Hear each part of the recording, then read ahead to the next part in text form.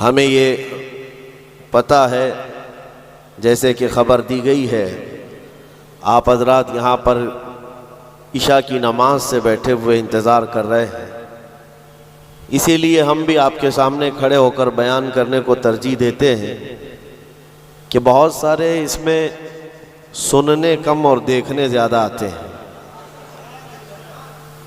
تو جس طرح کی بھی جس کی بھی جیسی نیت ہو، لیکن ایک بات ہے میرے عزیزوں، اور یہی مسلمانوں کی علامت بھی ہو کہ ہم اپنی زندگی کی ابتدا جو کرتے ہیں وہ اللہ اکبر سے کرتے ہیں۔ آپ کو پتہ ہے جب ہم پیدا ہوئے تھے ہمارے کانوں میں سب سے پہلے آواز کیا آئی؟ اللہ اکبر۔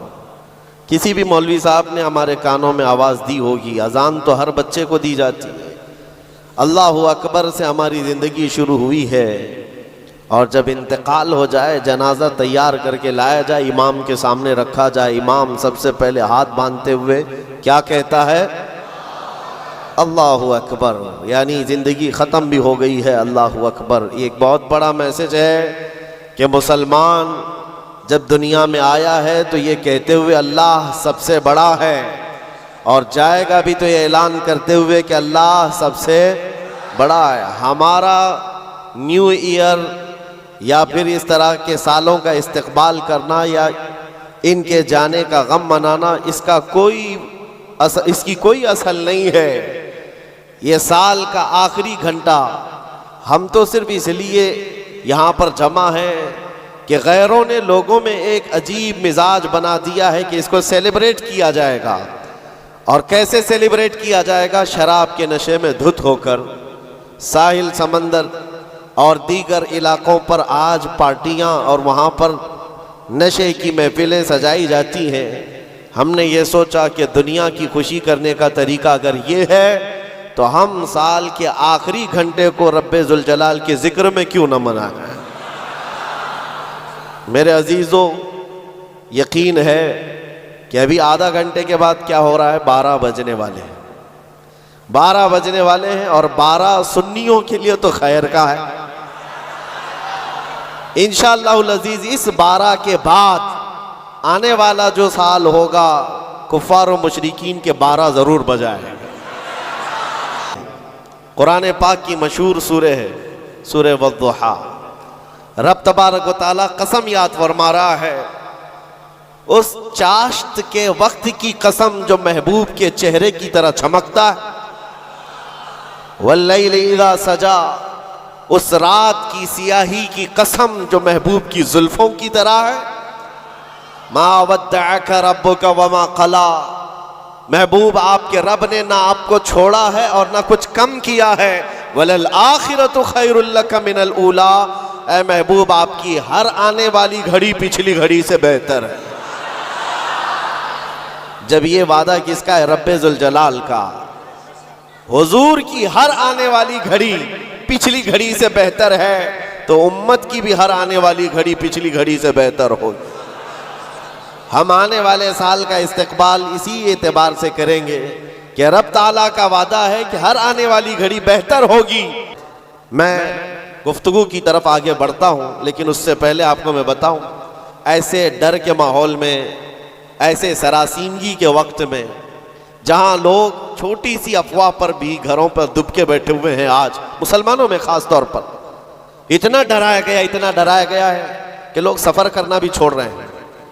ارے نہیں، اب ایسے حالات ہو جائیں گے ہم ٹرین کا سفر نہیں کریں گے، فلاں جگہ نہ جائیں۔ اتنے ڈر کے باوجود، ڈر تو تمہارے اندر پھیلایا گیا، خوف تمہارے اندر لایا گیا، لیکن جانتے ہو ان کے پاکھنڈیوں کی باتوں کو سنا کبھی؟ یہ گوفے میں بیٹھ کر یہ کہتے ہیں کہ 2029 میں بھارت کا پردھان منتری مسلمان بن سکتا ہے۔ یہ ہم نہیں کہہ رہے ہیں، اور نہ ہی اس کرسی کی لالچ میں ہم دوڑے بھاگ رہے ہیں۔ جس کے پاس آیت الکرسی ہے اسے اس کرسی کی حاجت نہیں، لیکن دلوں کا خوف یہ بتاتا ہے، ان کا ڈر یہ بتاتا ہے کہ اگلے سال آنے والے ان کے لیے ہو سکتے ہیں، اور میں دعا کرتا ہوں اللہ ان کا ڈر صحیح فرما دے۔ عزیزان گرامی وقار، ہر آنے والا دن تمہارے لیے بہتر ہے، لیکن شرط ہے، ایک ہی شرط ہے کہ کیونکہ رب تعالیٰ نے فرمایا وَلَا تَهِنُوا وَلَا تَحْزَنُوا وَأَنْتُمُ الْأَعْلَوْنَ، گھبراؤ مت، بے قرار مت ہو، تم سب سے زیادہ کامیاب رہو گے ان کنتم مؤمنین، شرط یہ ہے کہ تم میرے نبی کی غلامی میں آ جاؤ، ایمان والے ہو جاؤ، تب پھر تمہارے لیے ہر آنے والی گھڑی بہتر ہے، ہر آنے والی گھڑی پچھلی گھڑی سے بہتر ہے۔ شرط یہ ہے کہ ایمان کی زندگی آ جائے تمہارے، اور ایمان نہ ہو، ایمان کسے کہتے ہیں سب کو پتا ہے، حدیث رسول ہے، میرے آقا صلی اللہ علیہ وسلم نے فرمایا لا یؤمن احدکم حتی اکون احب الیہ من والدہ وولدہ والناس اجمعین، تم میں سے اس وقت تک کوئی مومن نہیں ہو سکتا کامل جب تک کہ وہ اپنے ماں باپ اولاد اور ساری دنیا سے زیادہ مجھ سے محبت نہ کرے۔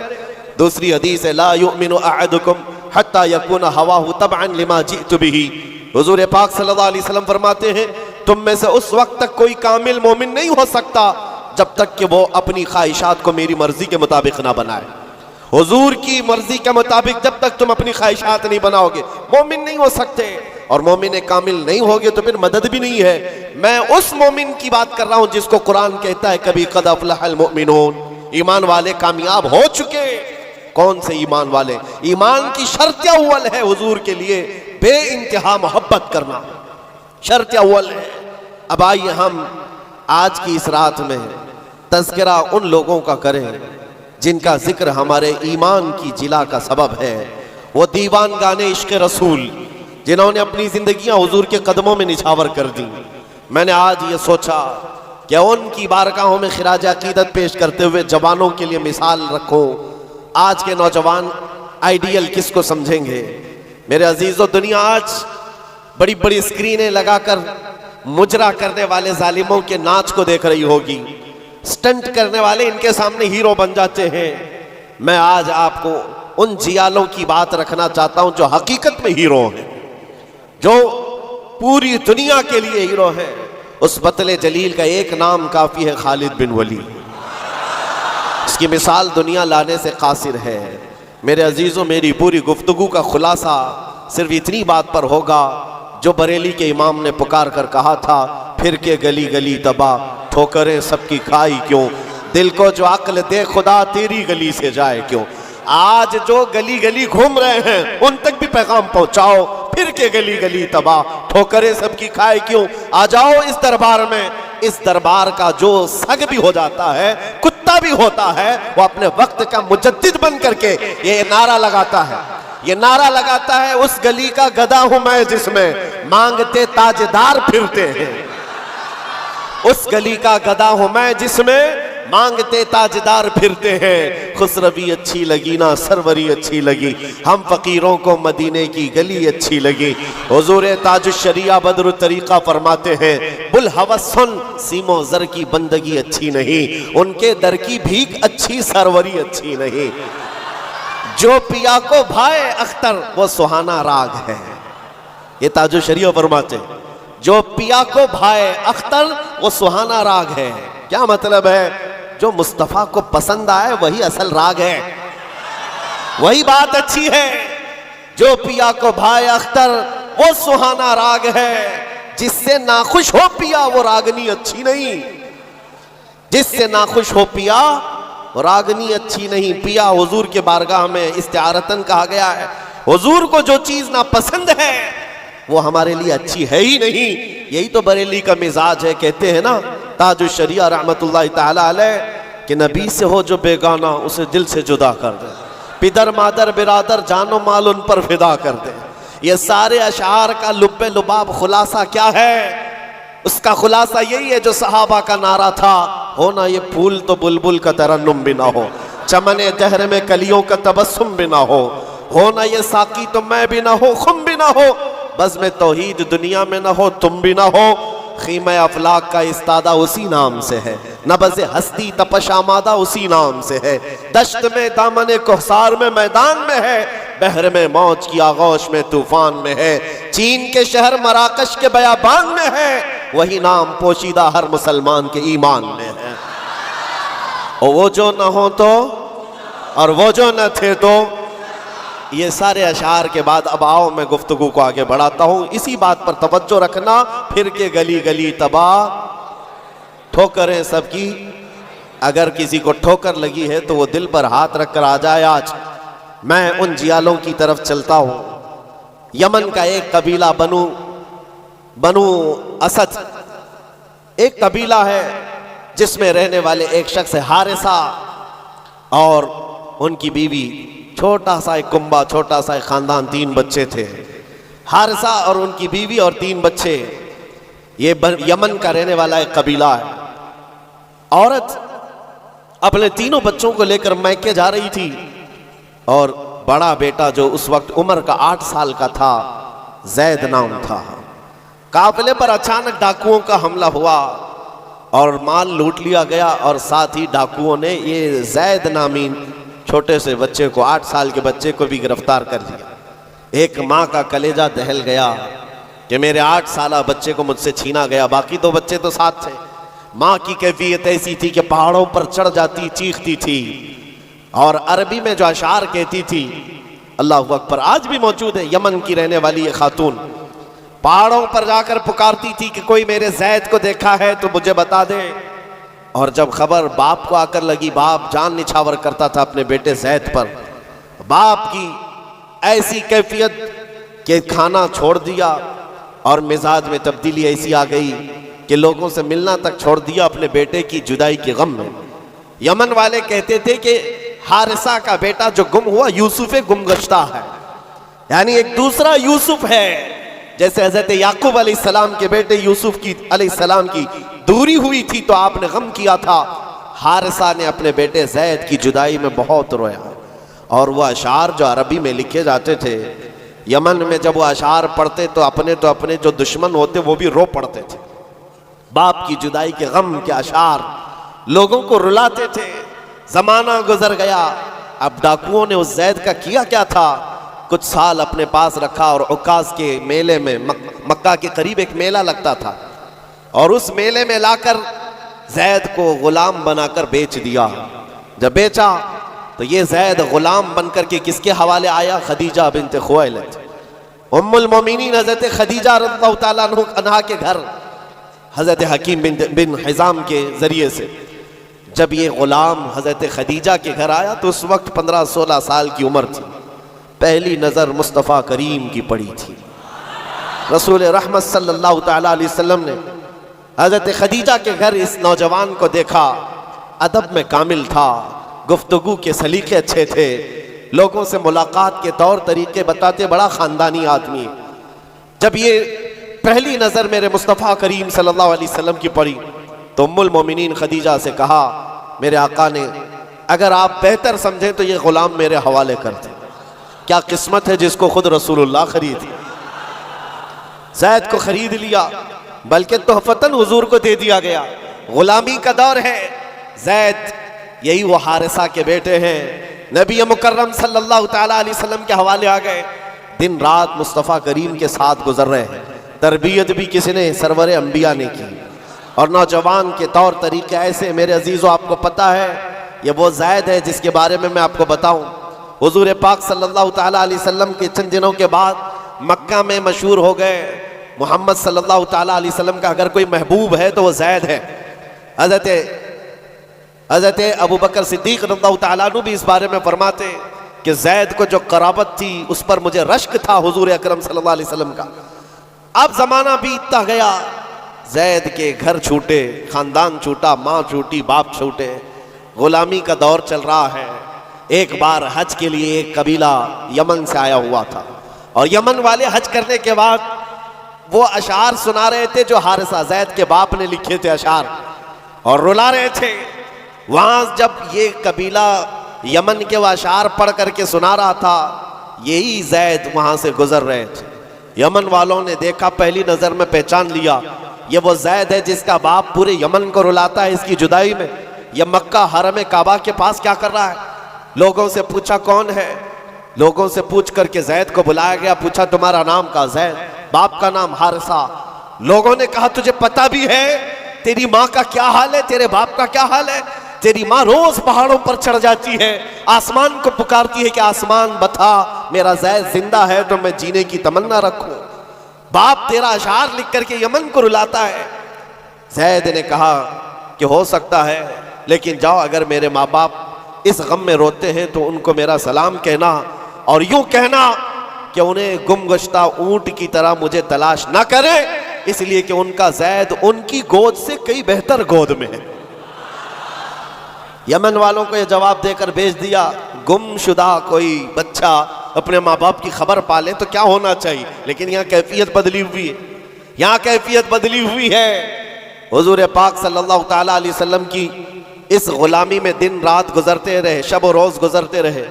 میرے عزیزو، جس کو ہو درد کا مزہ نازے دوا اٹھائے۔ آپ کو میں بتاؤں، یہ قبیلہ یمن کا گیا اور جا کر کے زید کے ماں باپ سے کہا، حارثہ اور ان کی ماں سے کہا، تمہارا گمشدہ بچہ مل گیا، حرم کعبہ میں ہم نے اس کو دیکھا ہے اور سنا ہے محمد نامی عرب کے ایک مشہور شخص کی غلامی میں ہے، اور ان کی سخاوت بھی، دریا دلی بھی، رحم دلی بھی مشہور ہے۔ ماں اور باپ نے خبر پاتے ہی مہینوں کا سفر دنوں میں طے کر لیا، دوڑتے بھاگتے مکہ پہنچائے، اور جیسے پہنچے پوچھا کہاں رہتے ہیں محمد صلی اللہ علیہ وسلم۔ حضور پاک صلی اللہ علیہ وسلم حرم کعبہ کے پاس ہی ان کو مل گئے۔ ماں اتنا روئی، باپ اتنا روئے، حضور پاک صلی اللہ علیہ وسلم کو ان پر ترس آ گیا۔ پوچھا کیا بات ہے؟ کہا ہمارا بچہ گم ہوا تھا، سالوں بیت گئے، اب تک ہم نے کھانے کا مزہ نہیں چکھا، اور ہم سب کی زندگی ایسی ویران سی لگتی ہے کہ اس کے بغیر زندگی میں اندھیرا ہے۔ پوچھا حضور نے کون ہے تمہارا بچہ؟ کہا اس کا نام زید ہے اور سنا ہے وہ آپ کی غلامی میں۔ حضور پاک صلی اللہ علیہ وسلم نے فرمایا زید، تم ماں باپ ہو زید کے؟ کہا ہاں، اگر آپ مناسب فرمائے سمجھے تو ہمیں ہمارا زید لوٹا دیں۔ آپ اللہ کی طرف سے سنا گیا ہے بڑا رحم دل رکھتے ہیں، ہمارے لیے اپنا زید لوٹا دیں۔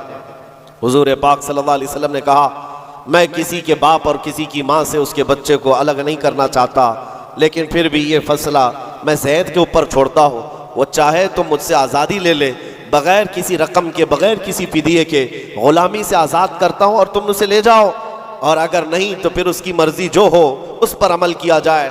پھر ماں باپ کو لا کر کے زید کے سامنے کھڑا کیا جانا تھا۔ مورخین نے جو تاریخ لکھی ہے پڑھتے ہیں تو آنکھیں آپ دیدہ ہو جاتی ہیں۔ میرے عزیزو، رسول پاک صلی اللہ علیہ وسلم اپنے گھر یہ دونوں ماں باپ کو جو بچھڑے ہوئے بچے کی جدائی میں روتے ہوئے آئے تھے، چچا بھی ساتھ تھا، حضور اپنے گھر لے آئے، اور اس کے بعد زید اپنے کاموں میں مصروف تھے، بلایا زید ادھر آ جاؤ۔ آئے زید، جیسی پہلی نظر پڑی باپ پر، ماں پر، کیا کیفیت ہونی چاہیے؟ برسوں کا بچھڑا ہوا بچہ ہے، برسوں سے دور رہنے والا، ماں باپ کی محبت میں یہ جدائی کے غم برداشت کرنے والا، ایک نظر اٹھائی پھر نظر جھکا لی اور سرور کائنات کی طرف دیکھنے لگے۔ میرے آقا نے پوچھا زید تم جانتے ہو ان کو؟ کہا ہاں یا رسول اللہ، یہ میرے باپ ہیں، یہ میرے چاچا ہیں، یہ میری ماں ہیں۔ حضور نے پوچھا زید تو پھر ملتے کیوں نہیں؟ برسوں کے بچھڑے ہوئے ہو پھر ان کے پاس جاتے کیوں نہیں؟ زید نے کہا یا رسول اللہ، آپ کے چہرے کو دیکھنے کے بعد پھر کسی کے چہرے کی طرف ہم نظر نہیں اٹھاتے، تیرے قدموں میں جو ہیں غیر کا منہ کیا دیکھے، کون نظروں میں جچے دیکھ کے تلوا تیرا۔ رسول پاک صلی اللہ علیہ وسلم نے فرمایا جاؤ زید مل لو، ماں سے مل لو، باپ سے مل لو۔ ماں نے کلیجے سے لگایا اور چومنا شروع کیا، باپ نے ماتھا چوما۔ یہ عجیب منظر تھا، بہت دیر گزر گئی ان کے لاڑو پیار کے اظہار کی۔ اس کے بعد رسول رحمت صلی اللہ علیہ وسلم نے فرمایا زید تمہارے ساتھ یہ حادثہ ہوا تھا، اتنے سالوں تم اپنے ماں باپ سے الگ رہے، اب فیصلہ تمہاری مرضی پر ہے، تم جہاں جانا چاہتے ہو جا سکتے ہو، یمن اپنے قبیلے جاؤ، اپنے خاندان، اپنی ماں اور اپنے باپ، اپنے بھائیوں کے پاس جاؤ۔ حضرت زید اس وقت کھڑے ہو کر کہتے ہیں مکہ والے یہ منظر دیکھنے کے لیے حضور کے گھر کے اطراف جمع ہو چکے ہیں، بہت سارے جمع ہیں۔ زید نے سب کو مخاطب کر کے کہا اے لوگو حاضرین مجلس، سب دیکھو یہ میری ماں ہے، یہ میرے باپ ہیں، یہ میرے چچا ہیں، لیکن سب کو گواہ بنا کر کہتا ہوں محمد عربی صلی اللہ علیہ وسلم کی غلامی 1000 آزادیوں سے افضل ہے۔ میں اپنی ماں کے پاس نہ جا سکتا ہوں، نہ باپ کے پاس جانا چاہتا ہوں، میں ہمیشہ اسی در کی غلامی میں رہنا چاہتا ہوں۔ ماں کہتی ہے بیٹا آزاد کر رہے ہیں تجھے محمد صلی اللہ علیہ وسلم، تجھے آزاد کر رہے ہیں۔ دنیا میں کسی کو آزاد کر دیا جائے اس وقت تو بہت بڑی نعمت سمجھی جاتی تھی، لیکن تم ہو کہ آزاد ہونا نہیں چاہتے۔ زید نے کہا 1000 باپ اور 1000 ماں مل کر جو اپنے بچوں پر شفقت نہیں کر سکتی وہ محمد رسول اللہ نے میرے ساتھ کیا ہے۔ جیسے ہی زید، حضرت زید کا یہ اعلان مکہ والوں نے سنا تو کیا رسول رحمت صلی اللہ تعالیٰ علیہ وسلم نے ان کو چھوڑ دیا؟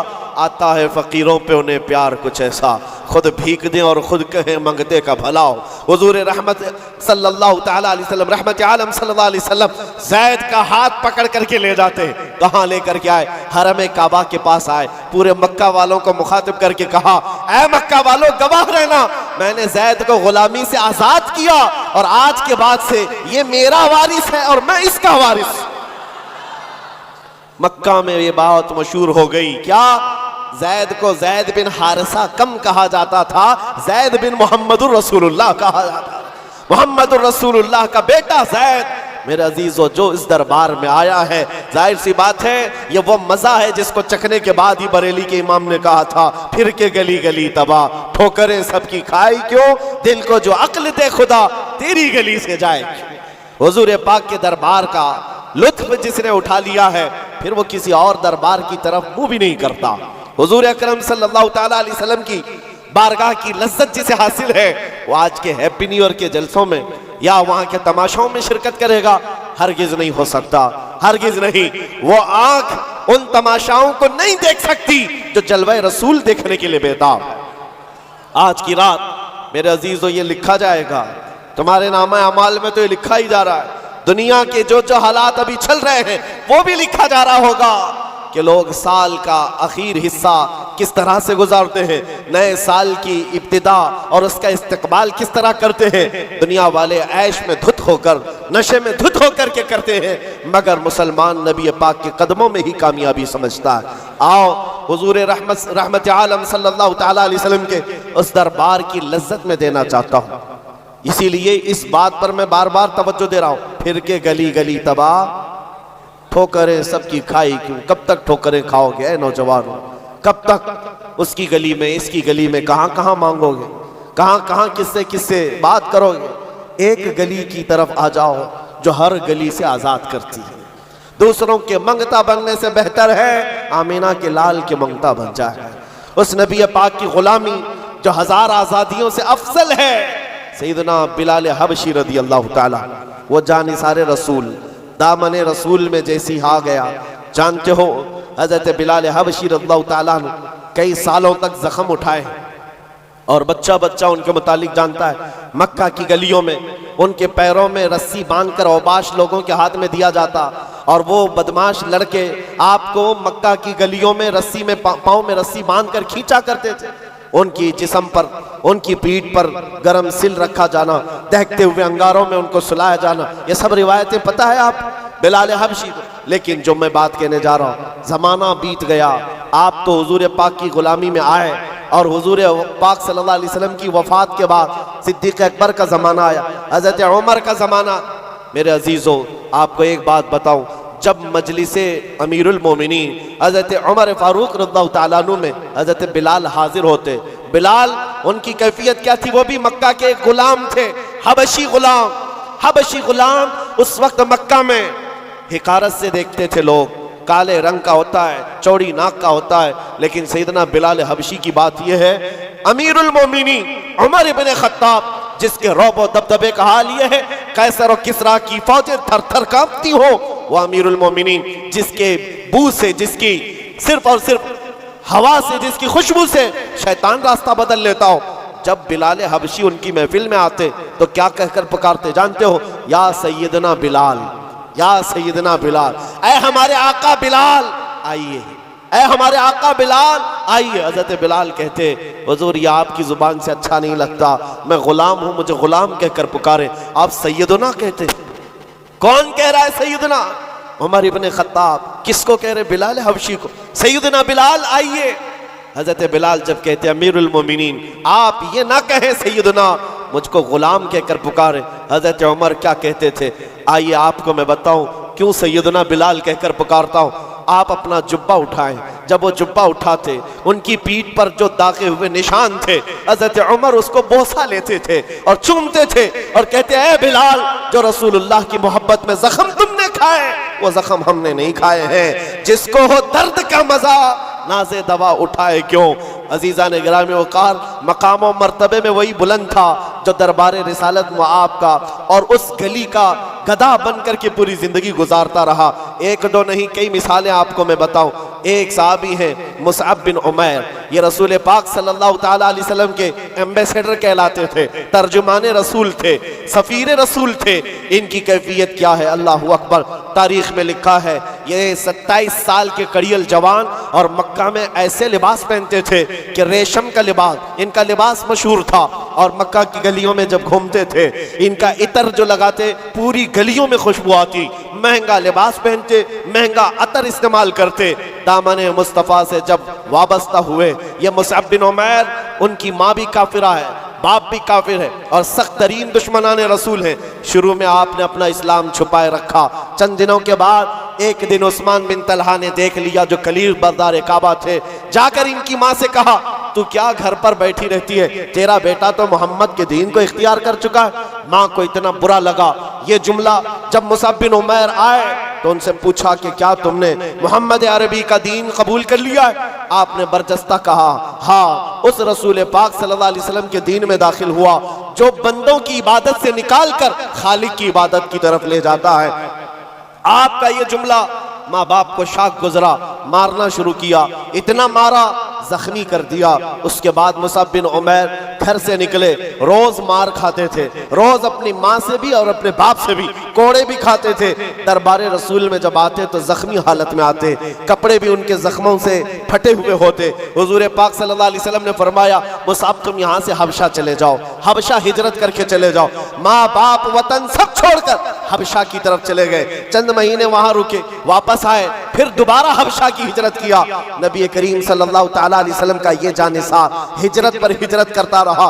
एक वक्त ऐसा आया था कि नबी पाक सल्लल्लाहु ताला अलैहि वसल्लम ने मदीने हिजरत करने से पहले अपना सफीर बनाकर किसी को भेजा था, तो मुसअब बिन उमैर थे। मदीने आए थे, गली गली में जाते थे, घर घर को खटखटाते थे। एक साल के अंदर 73 सहाबा को मदीने के वो हुजूर के पाक की बारगाह में लाकर गुलाम बना दिया था। नबी पाक सल्लल्लाहु ताला अलैहि वसल्लम के दरबार के ऐसे गुलाम बनाए, आम लोग नहीं है। साद बिन उबादा, साद बिन मुआज, ये अंसार कबीलों के सरदारों को इस्लाम पहुंचाने वाला वो कड़ियल जवान। मैं बात किस लिए कर रहा हूं, सुनो जरा, जिंदगी थोड़ी सी मुझे बतानी जरूरी है। वो मुसअब बिन उमैर जो रेशम का लिबास पहनता, जो महंगे ऊद और अतर इस्तेमाल करता, दामन मुस्तफा में आया है, हिजरत पर हिजरत है, वतन छूटा है, कभी हबशा के चक्कर, कभी अफ्रीका के चक्कर, और उसके बाद कभी यसरब, यहाँ पर आप आकर आबाद होते रहे। जब रसूल पाक सल्लल्लाहु ताला अलैहि वसल्लम मदीने तशरीफ लाए थे, अल्लाहु अकबर, इस्तिकबाल करने वालों में सबसे आगे बढ़कर मदीने वालों को जो बताया था, कौन था जानते हो आप? हुजूर जब तशरीफ ला रहे थे, मदीने आ रहे थे, हजरत अबू बकर सिद्दीक अपना कुर्ता उठा करके लोगों के यानी हिला हिला कर झंडा बनाकर बता रहे थे, हुजूर पाक सल्लल्लाहु ताला अलैहि वसल्लम ये मेरे आका हैं। मुसअब बिन उमैर ने मदीने वालों को दूर से देख करके बताया था कि जो कपड़ा हिला रहा है वो रसूलुल्लाह का गुलाम खास है, और जो चमकदार चेहरा मदीने में तुलू हो रहा है वो मोहम्मद रसूलुल्लाह का है। मुसअब बिन उमैर ये मदीने तैयबा में सफीर इस्लाम है, सफीर रसूल है। थोड़े दिनों की बात है मेरे अजीजों, जैसे ही हुजूर तशरीफ लाए, जानते हो हुजूर के पास जिस वक्त वो आए थे मदीने में, मेरे आका सल्लल्लाहु अलैहि वसल्लम की आंखों में आंसू आ गए मुसअब बिन उमैर को देखकर। किस वजह से? सहाबा कहते हैं मुसअब बिन उमैर के पूरे जिस्म में पहनने के लिए कोई कपड़ा नहीं था, एक बकरी की खाल को लपेट करके उस पर कांटे लगा लिए थे। बकरी की खाल, और जगह जगह से वो भी फटी हुई है, वो पहन करके हुजूर के बारगाह में आए। मेरे आका सल्लल्लाहु अलैहि वसल्लम उन्हें देखकर रो पड़े। लोगों से कहा, जानते हो ये मेरा मुसअब, ये मक्का की गलियों में जब चलता था, इसके अतर की खुशबू पूरी गलियों में होती। सबसे महंगा लिबास पहनता, रेशम का लिबास पहनने वाला मुसअब बिन उमैर आज बकरी की एक खाल में अपना जिस्म छुपा रहा है। अजीज़ान गिरामी वक़ार, सारी ऐश की जिंदगी तर्क किया था सिर्फ इसी गली के लिए। फिर के गली गली तबाह, ठोकरें सबकी खाई क्यों, दिल को जो अक्ल दे खुदा तेरी गली से जाए क्यों। नबी रहमत सल्लल्लाहु ताला अलैहि वसल्लम ने अपनी चादर उठाकर उनको अता की थी, और उस चादर को लेकर जिंदगी भर गुजारते रहे। जब जंगे ओहद का मौका आया, बदर में शरीक रहे, ओहद में आए, सुनो उस मुसअब बिन उमैर की जिंदगी बता रहा हूं। नौजवानों, तुम्हें ऐसा लगता है زندگی کے عیش یہی اصل ہے. تم آج اگر ایک وقت کا کھانا نہیں ملتا تو چڑ جاتے ہو, تمہاری پسند کے کپڑے نہیں ملتے گھر چھوڑ کر بھاگ جاتے ہیں. کچھ لڑکیاں تو آج یہ کہتی ہے میرا باپ مجھے کیا دلاتا ہے, یہ آج 6 مہینے کا جو اس کا فرینڈ بنا ہے یہ اس کو اچھے خاصے کپڑے دلا رہا ہے. یہ سب تو آج معیار بنا ہوا ہے جینے کا. اس مصعب بن عمیر کی زندگی صرف اس لیے بتا رہا ہوں, عیش و عشرت کو ترک کیا تھا اس رسول پاک صلی اللہ تعالیٰ علیہ وسلم کی غلامی میں. جانتے ہو احد کے میدان میں ایک وقت ایسا آیا کہ شیطان نے افواہ گرم کر دی تھی کہ محمد رسول اللہ کا انتقال ہو گیا صلی اللہ علیہ وسلم. معاذ اللہ, جیسی یہ خبر پھیلی صحابہ کرام کی 2 جماعتیں ہو گئی. 2 جماعتیں کیسے؟ بعض صحابہ نے کہا آپ تلوار اٹھا کر کے کیا کریں گے, چلو مدینے واپس چلتے ہیں. حضور پاک صلی اللہ تعالیٰ علیہ وسلم کا اگر انتقال ہو گیا, وصال ہو گیا ہے تو کیا کریں گے. کچھ تو تلوار اٹھانے کو یہ کہہ کر چھوڑ دیے, اور لیکن دوسری جماعت یہ تھی جو یہ کہہ رہے تھے کہ ٹھیک کہا تم نے, رسول پاک صلی اللہ علیہ وسلم کے پاس ان کے بعد تلوار اٹھا کر کرنا کیا ہے.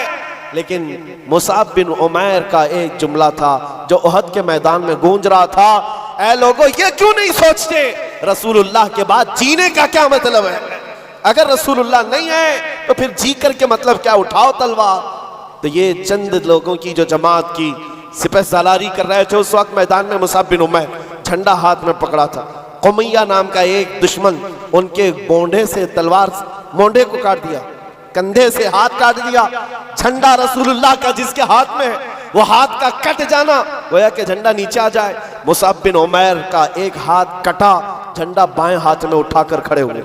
رسول اللہ کا جھنڈا گرنے نہیں دے رہے تھے, اور جب بائیں ہاتھ میں ان کا جھنڈا آیا تو وہی ظالم نے بائیں ہاتھ کو کہنی سمیت کاٹ دیا. جھنڈا یا تو اس ہاتھ میں ہو سکتا ہے یا اس ہاتھ میں. تاریخ اسلام کی سچے اور آگ کی وہاں سرگردانی کرو تو پتا چلے مصعب بن عمیر نے کٹے ہوئے بازوؤں سے اس پرچم کو پکڑا تھا, سینے میں دبا کر, اپنی ٹھوڑی کے نیچے دبا کر حضور کے پرچم کو نیچے نہیں آنے دینا چاہتے. جس کے ادھر کا بازو کٹ گیا ہو, ادھر کا ہاتھ کٹ گیا ہو, کٹے ہوئے ہاتھوں سے. اور اسی احد کے میدان میں ظالموں نے جب دیکھا کہ یہ جھنڈا نیچے آنے نہیں دیتا, سینے پر بہت تیز بھالا مارا, نیزہ مارا.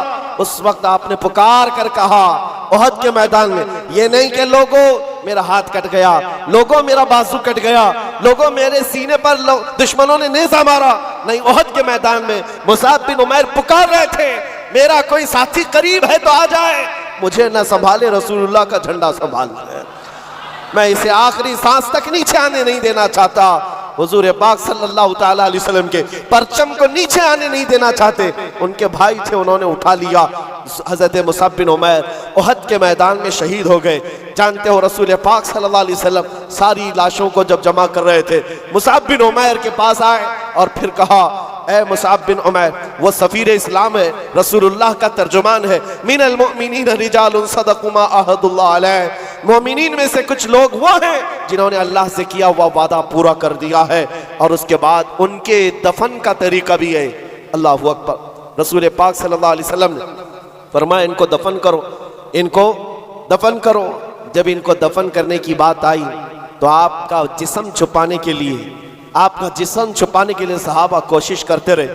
جب ان کا سر چھپایا جاتا تو نیچے سے کھل جاتا, اور جب نیچے کا حصہ چھپاتے تو سر کا حصہ کھل جاتا. کپڑا اتنا نہیں تھا آپ کے پاس, کپڑا اتنا نہیں تھا. نبی پاک صلی اللہ تعالیٰ علیہ وسلم کے پاس صحابہ نے کہا اتنا ہی کپڑا مصعب کے پاس رہ گیا. حضور پاک صلی اللہ علیہ وسلم نے فرمایا مصعب کے پاس ایک چھوٹا ٹکڑا ہے, وہ دنیا سے ایک چھوٹا ٹکڑا لیے جا رہا ہے اور ساتھ میں رسول اللہ کو لیے جا رہا ہے, محمد الرسول اللہ کو ساتھ لیے جا رہا ہے. اس گھر گھاس ان کے قدموں پر رکھ کر دفن کیا گیا. پھر میں کہتا ہوں میرے عزیزوں, وہ کون سے جوان تھے جنہوں نے اپنی زندگی کو نچھاور کر دیا تھا ان قدموں میں, عیش و عشرت کو ترک کر دیا تھا. ان کے مہنگے لباس, ان کی مہنگی خوشبوئیں, ساری چیزیں دربار رسالت میں وقف ہو گئی تھیں صرف نبی پاک صلی اللہ علیہ وسلم کی رضا کے لیے. آج آپ سے ہم یہ نہیں کہتے کہ حلال چیزیں چھوڑ دو, پہننا چھوڑ دو, اوڑھنا چھوڑ دو, نہیں. کم از کم حضور پاک کے اگر غلام ہو تو حرام چیزوں کو تو چھوڑ سکتے ہو. لباس اچھا پہنو, خوشبو استعمال کرو, اس کی ممانعت نہیں ہے. لیکن اے نوجوانوں, اگر حضور کی غلامی کا دعویٰ کرتے ہو تو ہم چاہتے ہیں تمہارے کان پھر یہ گندے نغمے کیوں سنتے ہیں, یہ گالیاں تمہاری زبانوں سے نکلتی کیسے ہیں؟ یہ تم آوارہ گردی میں اپنی آنکھیں بہکاتے کیسے ہو؟ تمہارے یہ جسم کا ہر عضو گناہوں کی غمازی کیوں کر رہا ہے؟ نبی رحمت صلی اللہ علیہ وسلم کے غلام ہو تو پھر آؤ میرے عزیزو اس دربار کی غلامی کی لذت جسے مل جائے۔ اللہ اکبر، میں سچ کہتا ہوں، اقبال نے ایک جملہ کہا تھا، اقبال کے اشعار بہت معنی خیز ہے، کہا تھا کہ یہ غازی یہ تیرے پر اسرار بندے جنہیں تو نے بخشا ہے ذوق خدائی، دو نیم ان کی ٹھوکر میں دریا و صحرا سمٹ کر پہاڑ ان کی ہیبت سے رائی۔ اور پھر اقبال جو کہتا ہے دو عالم سے کرتی ہے بیگانہ دل کو عجب چیز ہے لذت آشنائی، دو عالم سے کرتی ہے بیگانہ دل کو عجب چیز ہے لذت آشنائی، جس کو حضور پاک کی آشنائی کی لذت ملی ہے پوری دنیا سے اسے بے خبر کر دیتی۔ میں اب سال کی ابتدا ہو گئی، ان جانثاروں کی بات میں کر رہا ہوں جنہوں نے رسول پاک صلی اللہ علیہ وسلم کی غلامی کی لذت محسوس کی ہے۔ احد کے میدان میں جانے سے پہلے دو گہرے یار، بہت گہرے دوست کیا دعا کر رہے ہیں بتاؤں آپ؟ سعد ابن ابی وقاص، عبداللہ بن جہش، یہ دو نام یاد رکھنا ہے نوجوانوں، جن کو کہتے ہیں نا جگری یار، اٹھنا بیٹھنا ساتھ میں، کھانا پینا ساتھ میں، رات کو چلنا پھرنا ساتھ میں، کہیں کچھ مشورے کرنا ہو ساتھ میں۔ سعد ابن ابی وقاص اور عبداللہ بن جہش، ان دونوں کی دوستی بڑی مشہور تھی، بہت مشہور تھی، لیکن احد کے میدان میں جانے سے پہلے اللہ اکبر دعا کیا کر رہے ہیں سنو۔ دونوں آئے، مصلی بچھائے، رات کا وقت ہے، سعد ابن ابی وقاص کہتے ہیں میرے بھائی عبداللہ میں دعا کروں گا تم آمین کہنا۔ عبداللہ بن جہش کہتے ہیں ٹھیک ہے میں بھی دعا کروں گا تم آمین کہنا۔ دونوں مصلی بچھا کر بیٹھے، دعا کیا کر رہے ہیں؟ سعد بن ابی وقاص نے پہلے ہاتھ اٹھایا اور کہا اے اللہ کل احد کے میدان میں جب ہم اتریں گے تیرے رسول پاک صلی اللہ تعالیٰ علیہ وسلم کی حمایت کے لیے، ہم اپنی جانیں قربان کرنے کے لیے میدان میں آئیں گے، مولا میرا مقابلہ کسی ایسے سخت دشمن کے ساتھ کرا جو سب سے بڑا پہلوان ہو، سب سے بڑا پہلوان ہو۔ تمنا تو دیکھو حضور کے غلام کی کیسی، تمنا کیسی، کل جو سب سے بڑا دشمن ہوگا اس سے میرا مقابلہ کرا دے مولا۔ پھر کیا کرے گا؟ سعد بن ابی وقاص کہتے ہیں مولا جب وہ تیرے حبیب کا دشمن سامنے آئے، کبھی میں اس کو دائیں سے ماروں، کبھی بائیں سے ماروں، کبھی آگے سے ماروں، کبھی پیچھے سے ماروں، اور اس کو گرا کر اس کے نیزے پر جھنڈا گاڑ کر کہوں لبیک یا رسول اللہ، رسول پاک کی سر بلندی کا اعلان کروں۔ یہ دعا تو دیکھیں دعائیں کیسی کیسی ہیں علماء کی۔ تمنا یہ نہیں ہے حالات کچھ ہو گئے تو میں چھپ کر کے کہیں پناہ لے لوں گا، جنگ کے حالات میرے عزیزوں کرکٹ کا میدان نہیں ہے، سر ہتھیلی میں لیے جانے کا منظر ہوتا ہے، جان لے کر جاتے ہیں، لیکن تمنا بھی کیا ہے چھوٹے سپاہی سے لڑنے کا نہیں ہے، چھٹ پٹ وارداتیں نہیں ہیں۔ سعد بن ابی وقاص کہتے ہیں سب سے بڑا پہلوان جو ہوگا میرا اس سے مقابلہ ہو جائے۔ دعا کر کے ان کے دوست جگری دوست ہیں عبداللہ بن جہش آمین کہہ رہے، آمین کہہ رہے۔ اب سنو جب ان کی دعا ختم ہو گئی عبداللہ بن جہش کہتے اے سعد اب میں دعا کرتا ہوں تم آمین کہو۔ اللہ اللہ دعائیں کیسی، جانثاران رسول۔ عبداللہ بن جہش ہاتھ اٹھاتے اور کہتے ہیں بارگاہ رب العزت میں مولا کریم جب کل کی صبح تیرے رسول کے ساتھ ہم میدان میں جائیں، اے رب ذوالجلال اسلام کی سربلندی کے لیے، تیرے نبی کے ناموس کی حفاظت کے لیے لڑنے کے لیے جب میں میدان میں آؤں تو کیا ہو مولا دشمنوں سے میرا مقابلہ ہو جائے اور دشمنوں کی صفوں میں میں گھر جاؤں، کبھی دشمن مجھے سامنے سے مارے، کبھی پیچھے سے مارے، کبھی دائیں سے مارے، کبھی بائیں سے مارے، اور مجھے مار مار کر ٹکڑے کرے، اور پھر میرے ہر ٹکڑے سے آواز آئے تیرا رسول سر بلند ہے، اسلام سر بلند ہے۔ دعا ان کی یہ ہے۔ سعد بن ابی وقاص آمین کہہ رہے ہیں، ایک بڑے دشمن سے مقابلہ کرنے کی دعا کر رہا ہے اور دوسرا محبت مصطفیٰ میں زخم کھا کھا کر مرنے کی دعا کر رہا ہے۔ صبح ہوئی، احد کے میدان میں جب پہنچے عزیزان گرامی وقار، بات ایسی تھی سعد بن ابی وقاص صف میں سب سے پہلے آگے آئے تھے۔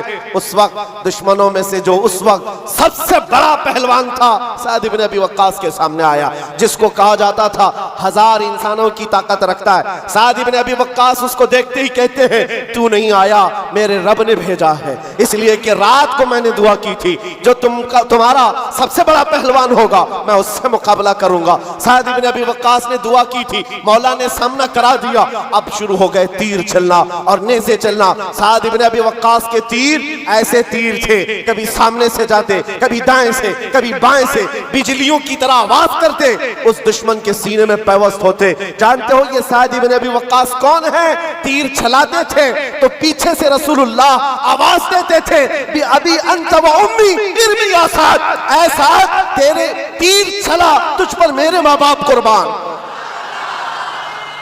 تنہا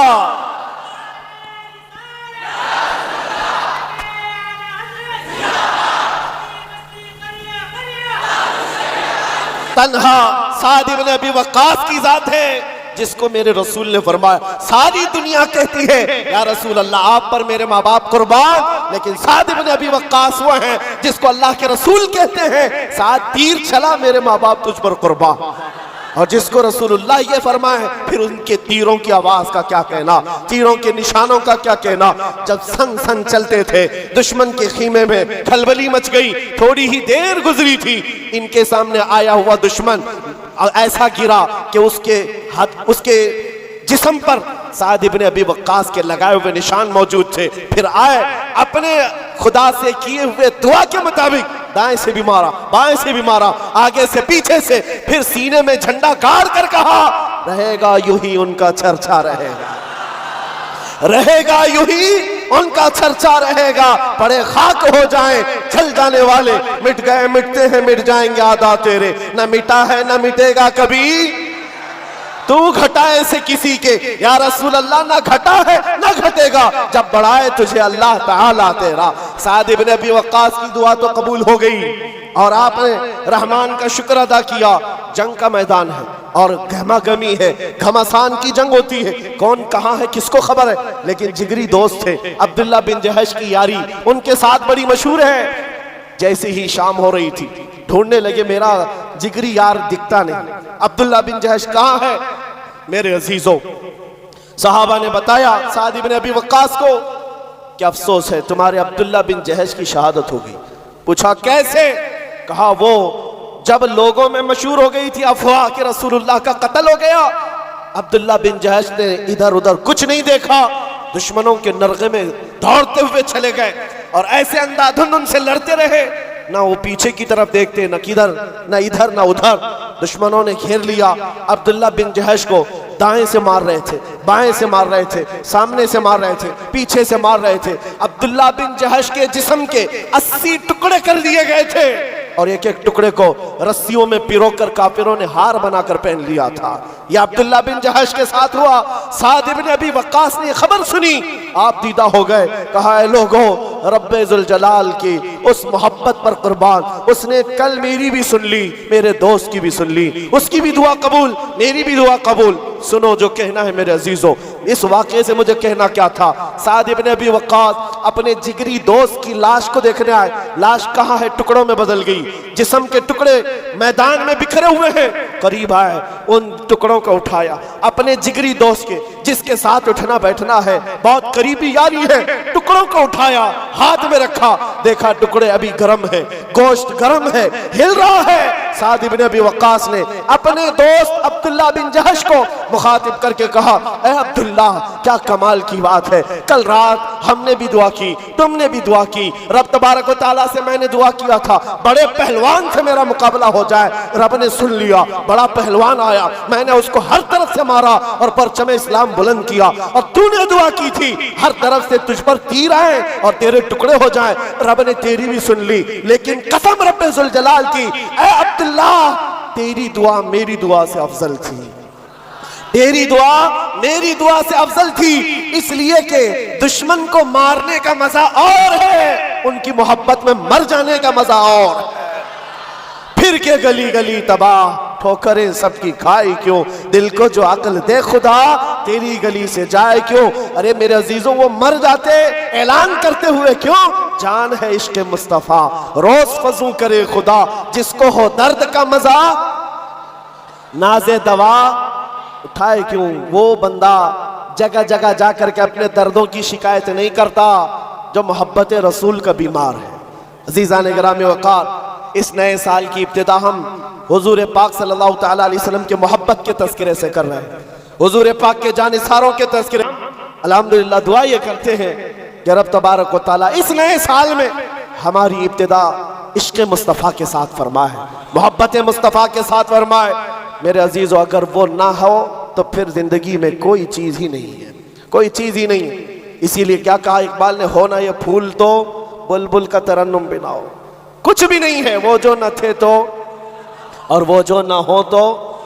اس بات کو لے کر کے چلو، آج سے اپنی دھڑکنیں حضور کے لیے محفوظ کر دو، دل دھڑکے تو نبی پاک کی محبت کی صدا ہے۔ یہ لیلا مجنو کے قصے بہت ہو گئے، آج کے دور میں جوان ابھی انگڑائیاں کیا لیتی ہے اس کی جوانی، یہ سوچتا ہے سب سے پہلے کسی لڑکی کو قابو کر لینا چاہیے، بہت بڑا کام ہے۔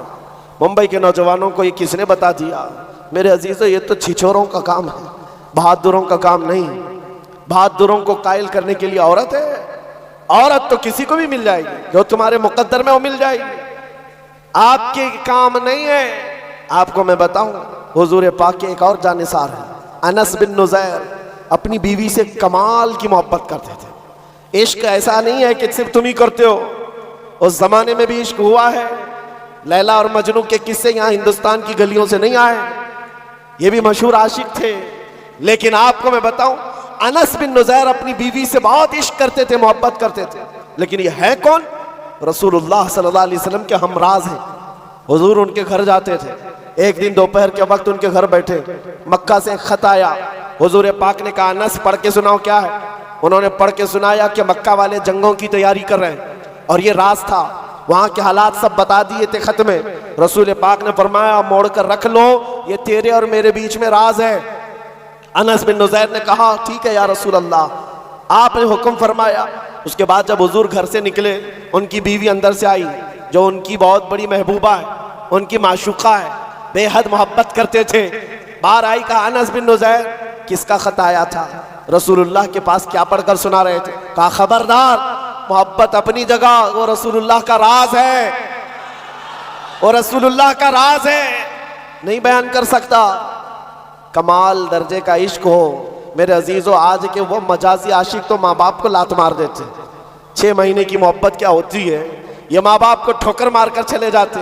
انس بن نزیر اپنی اس بے حد محبت کرنے والی عورت سے کہتے خبردار اس معاملے میں مت آنا۔ بیوی نے کہا کوئی بات نہیں، میں نے سن تو لیا ہے دیوار کے پیچھے سے۔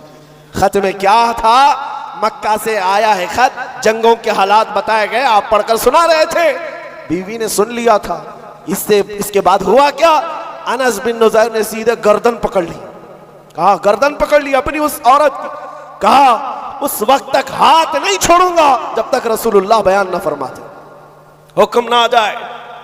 محبت اپنی جگہ پر، عشق اپنی جگہ پر، حضور کے معاملات اپنی جگہ پر۔ حضور کے پاس گردن پکڑ کر کے لے آئے، دوڑتے ہوئے کہا، حضور نے پوچھا کیا ہوا انس، اس کو کیوں پکڑ لائے؟ کہا یا رسول اللہ، اس نے ہمارے راز کو دیوار پیچھے سے سن لیا، میرے آقا کہیں میں مجرم نہ ہو جاؤں، مجھ پر اللہ کا عذاب نہ آ جائے، آپ کے راز کو افشا کرنے کی سزا میں کہیں ملوث نہ ہو جاؤں۔ حضور پاک نے فرمایا گردن چھوڑ دو، آزاد کر دو، وہ بھی میری صحابیہ ہے، جیسے راز تمہارے پاس محفوظ ہے ویسے راز اس کے پاس بھی محفوظ ہے۔ حضرت انس بن نزیر نے گردن سے ہاتھ ہٹا دیا اور پھر مسکرا کر بیوی سے کہا پہلی والی محبت پھر باقی ہے، جو محبت تھی وہ محبت پھر باقی ہے، لیکن یاد رکھنا ہماری محبت کا معیار تھرمامیٹر صرف قدم رسول ہے، وہ جو نہ ہو تو یہ ہمارا تھرمامیٹر ہے۔ یہی بریلی کا مزاج ہے، نبی سے ہو جو بیگانہ اسے دل سے جدا کر دیں، پدر مادر برادر جان و مال ان پر فدا کر دیں۔ عزیزان گرامی وقار، یہ وہ صحابہ کی مثالیں میں آپ کو رکھا ہوں، احد کے میدان میں ایک دو نہیں کئی مثالیں آپ کو پتہ ہے۔ وہ دولہا بھی شریک ہوا احد کے میدان جس کی آج شادی ہوئی اور سہاگ رات منا رہا اپنی بیوی کے ساتھ، اور شب باشی کرنے کے بعد اٹھ کر دوڑا میدان میں آ گیا جس دن اس کا ولیمہ ہے، اور احد کے میدان میں تلوار لیے لڑ رہا ہے اور شہید بھی ہو گیا۔ کون ہے ایسا جو اپنے ولیمے کے دن شہادت پا رہا ہو؟ ولیمہ ہے، کل شادی ہوئی ہے، بیوی کو گھر لایا ہے، لیکن ایسا نہیں ہے کہ بیوی کو بغیر بتائے چھپائے پلاننگ کر کے بھاگ آیا ہو۔ رات کو بستر سے اٹھ کر کے اپنی بیوی سے کہا، اے میری شریک حیات، میں نے تجھے دلہن تو بنا لیا، لیکن کانوں میں آواز آئی ہے کہ رسول اللہ صلی اللہ علیہ وسلم کے ساتھ سارے مدینے والے نکل پڑے ہیں، لہٰذا میرا گھر میں رہنا کسی حالت صحیح نہیں، چاہو تو طلاق لے لو، عدت کے بعد دوسرا نکاح کر لو، یا تو پھر اللہ کی مرضی پر قائم رہو۔ وہ خاتون ایسی نہیں تھی، وہ کہتی کہ کہاں سے تم آج کے آج شادی کر کے لائے اور کس کے حوالے چھوڑ جا رہے ہو، اور مجھے سہاگن کو ابھاگن بنائے جا رہے ہو۔ نہیں، وہ خاتون ہے مدینے کی، کہتی ہے، اے میرے سرتاج، غم کس بات کا، آپ مجھے طلاق کی بات کیوں کرتے ہیں؟ جائیں، اللہ کی مرضی پر میں قائم ہوں، اگر آپ لوٹ کر کے آئے تو فخر سے مدینے میں غازی کی بیوی کہلاؤں گی، اور اگر نہیں لوٹے تب بھی فخر سے شہید کی بیوہ کہلاؤں گی۔ یہ جذبہ کہاں ہے؟ وہ مدینے والوں کے اندر تھا، جنہوں نے سب کچھ حضور پاک صلی اللہ تعالیٰ علیہ وسلم کے قدموں میں نچھاور کیا۔ اے میرے عزیزوں، یہ ساری باتیں رکھنے کے بعد صرف میں اتنا چاہتا ہوں، آج بھی ان اندھیریوں سے ہمیں کوئی چیز نکال سکتی ہے تو حب مصطفیٰ ہے۔ آ جاؤ ان کے دربار میں، پھر کے گلی گلی تباہ، ٹھوکریں سب کی کھائی کیوں، دل کو جو عقل دے خدا، تیری گلی سے جائے کیوں۔ اس لیے کہ اس عقیدے کے ساتھ میں بات اپنی ختم کرتا ہوں۔ آج لوگوں کو ایسا گمان ہوتا ہوگا، تھوڑا اس پارٹی میں چلے جائیں، اس پارٹی میں چلے جائیں تو سکتا ان کی حکومت، ان کی کچھ ہو جائے گا۔ یو پی میں تو دیکھا ہے، جس کی گورنمنٹ آتی ہے ہر کار پہ اسی گورنمنٹ کا جھنڈا لگا لیتے ہیں، بی جے پی ہے تو بی جے پی کا، کانگریس ہے تو کانگریس کا، سپا ہے تو سپا کا، جھنڈے وہاں پر بدلتے رہتے ہیں، جس کی آئے اس کی۔ میرے عزیزوں، یہ مزاج تو دنیا والوں نے دیا ہے کہ سکتا حکومت جس کے پاس آ جائے۔ ارے بڑے بڑے نیتا بدل کر ادھر سے ادھر پارٹی میں چلے جاتے، ہوتا ہے کہ نہیں ہوتا؟ کیوں کرتے ہیں وہ؟ ارے وہ لوگ بھی بہت عقل مند ہیں، کہتے ہیں جن کی حکومت ہے ان کے ساتھ جانے سے تھوڑا فنڈ تو ملے گا، کام تو ہوگا، بھلائی تو کر سکیں گے۔ یہ تو ان کی دلیل ہے، بہت اچھی دلیل آپ نے دی کہ جس کی حکومت ہے اس کے ہاں جانے سے فائدہ ہوتا ہے۔ اسی کو تاج الشریعہ نے ہمیں یہ کہا تھا، اے سنیو، تمہیں پتا ہے جہاں میں ان کی چلتی ہے، جہاں میں ان کی چلتی ہے وہ دم میں کیا سے کیا کر دیں، زمین کو آسماں کر دیں، سریا کو سرا کر دیں۔ تو پھر جس کی چلتی ہے وہیں جانے سے فائدہ ہے، تو پھر آ جاؤ، پھر کے گلی گلی تباہ، ٹھوکریں سب کی کھائی کیوں، دل کو جو عقل دے خدا، تیری گلی سے جائے کیوں۔ پھر میں کہتا ہوں، وہ تمہارے جھنڈے ہیں جو بدلتے ہیں، ہمارا جھنڈا کبھی نہیں بدلتا۔ ہم جس کے مدخواہ ہیں، دنیا تو دنیا ہے، ہمارا مزاج یہ ہے، حشر میں ہوگا داخلہ اس شان سے، یا رسول اللہ کا نعرہ لگاتے جائیں گے۔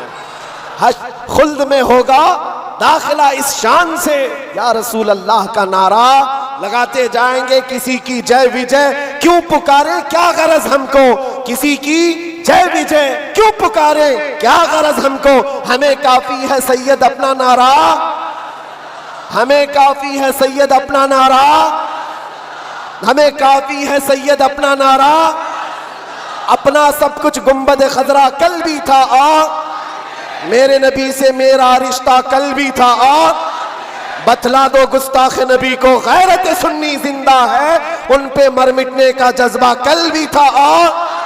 لبیک یا رسول اللہ، لبیک یا رسول اللہ، لبیک یا رسول اللہ۔